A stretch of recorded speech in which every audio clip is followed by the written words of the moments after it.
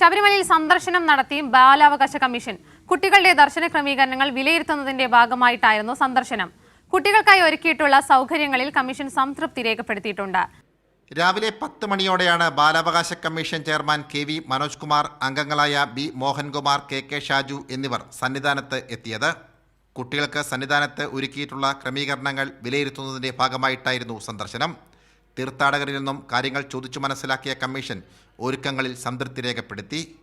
വലിയ തിരക്കുള്ള വേളയിൽ കുട്ടികൾക്കുണ്ടാകുന്ന ബുദ്ധിമുട്ട് പരിഹരിക്കാൻ സ്വീകരിക്കേണ്ട നടപടികൾ പോലീസുമായി ചർച്ച ചെയ്യുമെന്നും കമ്മീഷൻ അറിയിച്ചു. ഞങ്ങളിപ്പോൾ കമ്മീഷന് കിട്ടിയ ഒരു പരാതി ഉണ്ടായിരുന്നു.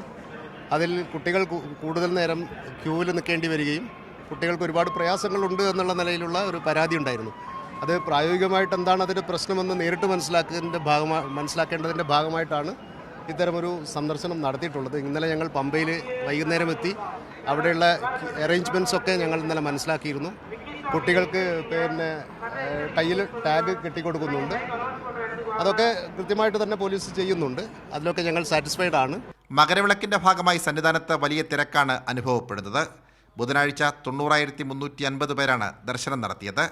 പുതുവർഷത്തെ വരവേറ്റ് സന്നിധാനത്തും ആഘോഷം നടന്നു. ഹാപ്പി ന്യൂ ഇയർ എന്ന് കർപ്പൂരം കൊണ്ടെഴുതി അതിൽ അഗ്നി പകർന്നാണ് സന്നിധാനത്ത് പുതുവത്സരം ആഘോഷിച്ചത്. ഡ്യൂട്ടിയിലുള്ള Kerala police, fire force, rapid action force, മറ്റ് ജീവനക്കാർ ഉൾപ്പെടെ ആഘോഷത്തിൽ പങ്കാളികളായി. അഖിലേഷ് കൊടുമണ്ണിനൊപ്പം സനോജ് സുരേന്ദ്രൻ, കൈരളി ന്യൂസ്, സന്നിധാനം.